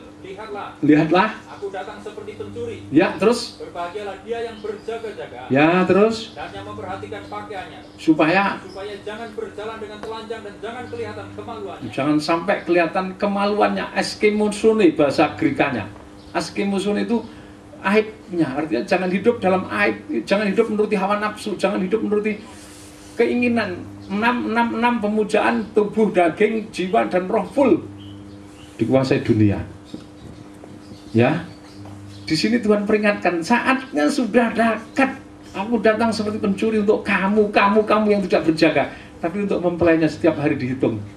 Walaupun di sana tidak dicetak kalender, tapi dia akan menghitung. Oh, ini hari kesekian aku di padang. Kan tidak ada kalender dicetak di sana. 3,5 tahun. Siapa yang mencetak kalender? Pohon nanti digurat kayak Tarsan saja. Hari ke-1, ke-2, ke-3, ke-4, ke-5. Tahu nanti. Ya. Sekalipun demikian sulit untuk menghitung ini Januari, Desember atau kecuali orang-orang yang nanti sana memperhatikan. Baca ayat 16. Terus lalu ia mengumpulkan mereka di tempat. Ya, ia mengumpulkan mereka di satu tempat yang dalam bahasa Ibrani disebut Harmagedon. Disebut Harmagedon. Ini persiapan peperangan Harmagedon. Dimulainya dari lembah Megiddo. Saudara, Megiddo ini secara geografis terletak di antara 3 buah gunung. Ya, di wilayah Israel sana. Di sebelah utara ada Gunung Tabor, kemudian Gunung Karmel dan Gilboa. Jadi Tabor, Karmel, Gilboa. Di tengah-tengahnya ada lembah yang disebut lembah Megiddo. Sepanjang sungai yang disebut sungai Kison. Jadi daerah ini adalah daerah Taman Eden. Ya, Taman Eden. Daerah yang dibatasi 3 tempat tadi yang disebut lembah Megiddo tadi disebut juga dengan sebutan kota Yisrael. Ya, lembah Yisrael. Di situ ada kota Megiddo. Ini termasuk daerah Taman Eden. Akhirnya berbicara tentang apa? Kalau bicara tentang apa? Mereka adalah manusia-manusia yang telah memetik pohon pengetahuan baik dan jahat. Amin. Namun yang tidak pernah bertobat dari kesesatannya. Akhirnya mereka melakukan pemberontakan terhadap Allah. Perang itu disebut perang Harmagedon. Perangan Harmagedon itu terjadi dimulai dari Wahyu 17, intern waktu konsolidasi. Wahyu 17, gereja Sundal Babel. Ya, sekalipun dia sudah murtad ketika mau diajak menyerang Tuhan Yesus dan orang sucinya di padang belantara, tidak mau. Akhirnya marah, cemburu, antikris. Sundal Babel dibakar, dagingnya dimakan, tidak puas. Ya, dibakar total. Nasibnya gereja Sundal Babel seperti Wahyu pasal 18, jatuhnya Babel 1 jam. Orang yang dianggap sebagai sekutunya, istrinya, mempelainya dicampakkan oleh antikris 1 jam. Kemudian dia merangkul 10 negara, 10 tanduk, 10 negara baru nanti, ya, yang akan dirangkul untuk melawan Tuhan Yesus di dalam peperangan Harmagedon. Tetapi nasib mereka diakhiri dalam Wahyu pasal 19. Anak laki-laki yang ketiga, yang namanya firman Allah, yang benar, yang adil, raja di atas segala raja, mempelai pria, ya, Tuhan atas sekalian Tuhan, datang menghakimi, membunuh semua yang bertanda 66. Ya, menangkap antikris dan nabi palsu, melempar ke neraka. Naga tua ditangkap, dimasukkan ke lubang jurang maut, dipeterai 1000 tahun. Saat kedatangannya yang kedua, itu Wahyu pasal 19. Itulah perang Harmagedon yang sesungguhnya. Wahyu 19 ayat 17 sampai ayat 21. 21 itu berapa itu? Ya, 21. Sedangkan Wahyu 20 itu sudah kerajaan 1000 tahun damai.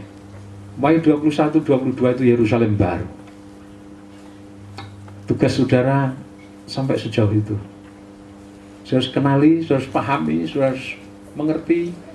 Kalau saudara nanti menjadi pemberita, kalau saudara harus menyampaikan firman ini kepada orang lain, kepada sanak famili, kepada handetolan, dan kepada siapapun yang saudara harus layani. Amin. Saya sudah paparkan mulai dari MP3, panen raya, ya, kemudian masa kitab Wahyu 7 tahun, masa kelaparan besar.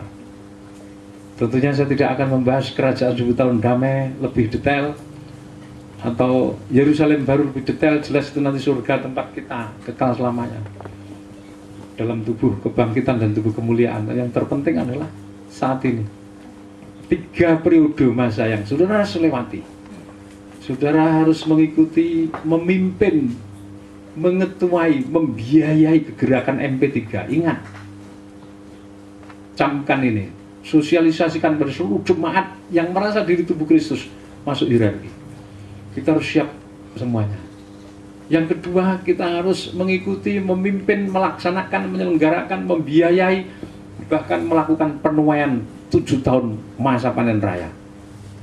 Kalau di sini nanti kita sudah tidak kekurangan apapun, tidak ada keberatannya. Ya, permasalahannya cuma daging saja. Antara mau bekerja takut capek, takut sengsara, takut mati karena memang musibah banyak. Kita bekerja di tengah musibah. Tapi kalau soal finansial panen raya, wah sudah. Kendaraannya nanti yang menyediakan siapa? Fir'aun. Kemana-mana nanti Fir'aun yang menyediakan. Pak Presiden, Pak Kaisar dari Jepang, Perdana Menteri Australia, Presiden Amerika nanti yang sediakan, para gubernur, bupati. Mendapat apa? Cincin meterai dari siapa? Fir'aun untuk bekerja. SK70, SK77, SKB 3 menteri cabut kondusif. Wah, luar biasa itu, panen raya itu baru. Makanya Presiden RI tahun 2014 ini harus saudara doakan. Amin. Memenuhi 5 kriteria yang Tuhan tetapkan. Sampai paling tidak 2015 sampai 2000 berapa? 2014 sampai 2000 berapa tambah 5 tahun? 2019. Saya berdoa Presiden RI 2014 nanti sampai 2 periode panen raya sampai masuk masa kelaparan besar. Sudah kasih Tuhan. Setelah itu kita memimpin, mengikuti, membiayai pengungsian, memotori, menggerakkan. Manis ketika Tuhan menyatakan tanggal sekian hari ini kita akan berangkat. Pergumulan doa puasa ditriangulasi, semuanya harus ikut. Orang tidak ngerti kalau pergumulan itu tidak kembali. Ya toh? Pergi serat, sudah tidak kembali lagi nanti. Wah, saya sudah repot, pahit sekali. Padahal kita tahu, kita tidak akan kembali. Sama pamiliku, handai tulanku, saudaraku, aduh, sudah diperjuangkan. Kamu harus ikut, tidak apa-apa, aku harus begini. Kamu harus ikut, enggak mah, aku begini. Tertinggal semua, pahit sekali. Nah, begitu dahsyat rahasia rencana Allah yang Tuhan ungkapkan pada kita. Dan ini hanya di tempat ini. Di seluruh kolong langit ini belum tersiarkan berita ini. Saudara yang mendapat kasih kemurahan Allah, kasih rahmat Allah, pengajaran ini sudah terima, sudah pelajari,